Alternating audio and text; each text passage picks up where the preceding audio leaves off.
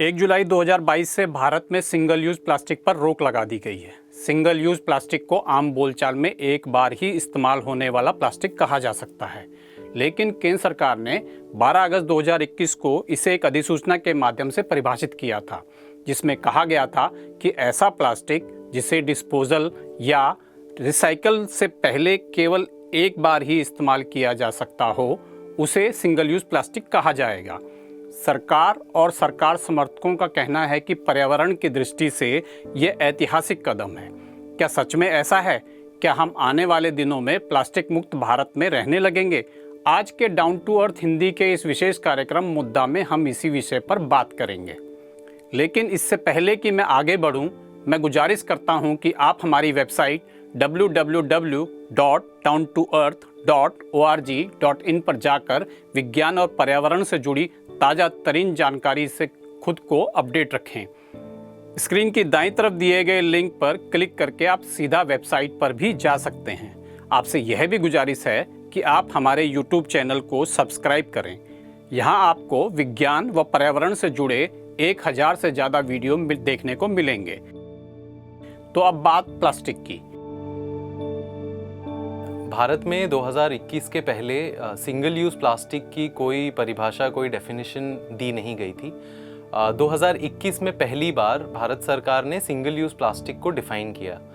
इसके अंदर ये बोला गया कि वो सारी प्लास्टिक की वस्तुएं जो कि एक बार इस्तेमाल करने के बाद या तो फेंक दी जाएंगी या फिर उसको रिसाइकलिंग या डिस्पोजल के लिए चैनलाइज किया जाएगा, ये सारी चीज़ों को हम सिंगल यूज़ प्लास्टिक के दायरे में कंसिडर कर सकते हैं। आइए पहले समझते हैं कि प्लास्टिक हमारे जीवन में किस कदर पहुंच चुका है। केवल भारत ही नहीं बल्कि दुनिया भर में प्लास्टिक की खपत लगातार बढ़ रही है। संयुक्त राष्ट्र पर्यावरण कार्यक्रम यानी कि UNEP के आंकड़ों के मुताबिक यदि वर्तमान खपत का पैटर्न और वेस्ट मैनेजमेंट के तरीके ऐसे ही जारी रहते हैं तो 2050 तक लैंडफिल और पर्यावरण में लगभग 12 बिलियन यानी कि अरब मीट्रिक टन प्लास्टिक का कचरा फैल चुका होगा।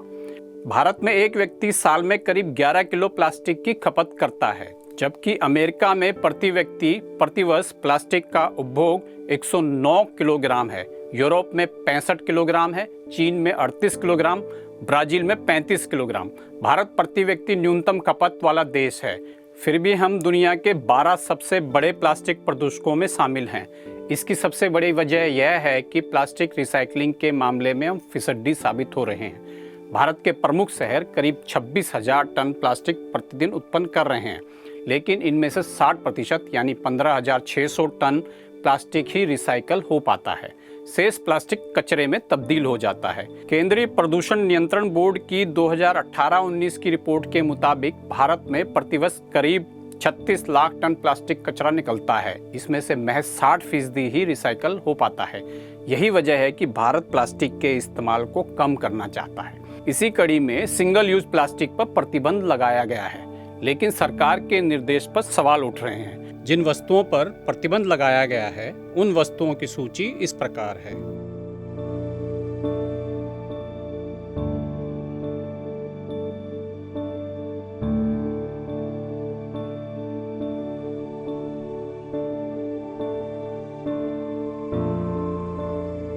इसके अलावा 31 दिसंबर 2022 से 120 माइक्रोन मोटाई वाले प्लास्टिक कैरी बैग भी प्रतिबंधित कर दिए जाएंगे, लेकिन प्रतिबंध के इस दायरे से कई महत्वपूर्ण चीज़ों को बाहर रखा गया है जो पर्यावरण और इंसान के लिए खतरनाक है। 21 आइटम्स को आइडेंटिफाई किया गया है इस नोटिफिकेशन के अंदर, जिसको सिंगल यूज़ प्लास्टिक कहा गया है और जिसको फेज आउट करना है 1 जुलाई 2022 से। लेकिन बहुत सारी चीज़ें हैं जो कि अगर हम परिभाषा के अनुसार जाएंगे तो ये सिंगल यूज़ प्लास्टिक के डेफिनेशन में फिट होती हैं, पर ये बैन के लिए कंसिडर नहीं की गई हैं। इसके कुछ उदाहरण हैं मिनरल वाटर बॉटल्स जिससे हम पानी पीते हैं, सारे सॉफ्ट ड्रिंक्स के बॉटल जिससे कोल्ड ड्रिंक और ये सारी चीज़ें मिलती हैं, सारे मल्टी लेयर पैकेजिंग, जिसमें हमारे को चिप्स मिलते हैं, जिसमें हम बिस्किट लेते हैं, मसाले मिलते हैं हमें, ये सारे एक बार यूज़ करके हम फेंक देते हैं और ये शायद रिसाइकलिंग के लिए पहुँचे या शायद ना पहुँचे। उसके बावजूद इसको सिंगल यूज़ प्लास्टिक की परिभाषा के अंदर नहीं कंसिडर करते हुए इस पे बैन भी नहीं लगाया गया है। अब अगर हम ह्यूमन हेल्थ की बात करें तो कुछ स्टडीज़ आई हैं 2022 वर्ष में, जिसमें ये बताया गया है कि ह्यूमंस के ब्लड में यानी कि खून में माइक्रोप्लास्टिक पाए गए हैं। ह्यूमन के फेफड़ों में deep inside human lungs microplastic पाए गए हैं।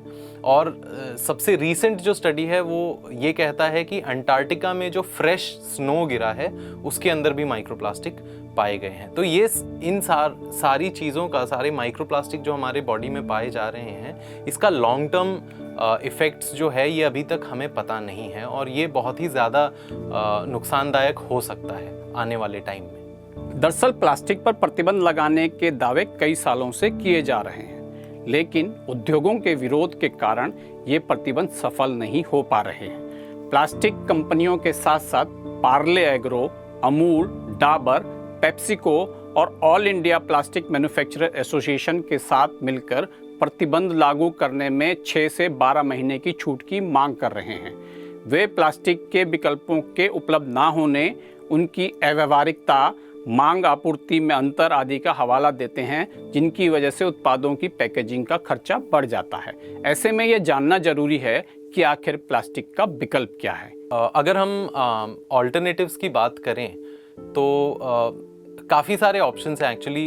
इंडिया में ट्रेडिशनली जिस तरीके से हम अपना जीवन बिताते थे, अगर हम कुछ वर्ष पीछे देखें, आज से 30-40 साल वर्ष पीछे देखें अगर हम, तो हमें ये पता चलेगा कि सिंगल यूज़ प्लास्टिक जो कि डिस्पोजेबल कटलरी जैसे प्लेट, ग्लासेस, ये सब हमारे लाइफ में बहुत कम मात्रा में यूज़ किया जाता था।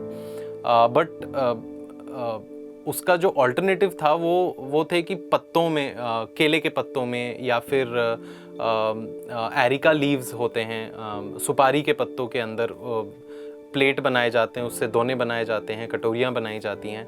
तो ये कटलरी का एक तरीके से अल्टरनेटिव्स हो गया। अभी आज की तारीख में बहुत सारे स्पून और फोक्स के लिए भी एडिबल कटलरी काफ़ी फेमस हो रहे हैं। तो इसमें भी हमारे पास अल्टरनेटिव्स हैं। जहाँ तक हम स्ट्रॉज़ की बात करें तो बाम्बू स्ट्रॉज़, पेपर स्ट्रॉज़, स्टील के स्ट्रॉज़, ये सारी चीज़ें भी अवेलेबल हैं अल्टरनेटिव्स। यानी कि हमें यह समझना होगा कि प्लास्टिक का इस्तेमाल हमें ही रोकना होगा। यह काम सरकार या उद्योग के भरोसे नहीं छोड़ा जा सकता। उम्मीद है कि आपको यह एपिसोड पसंद आया होगा और ऐसी ही सरोकारी पत्रकारिता के लिए हमें आपके सहयोग की ज़रूरत है। कृपया हमारे YouTube चैनल को सब्सक्राइब करके, उसे शेयर करके और लाइक करके हमारा हौसला बढ़ाएं।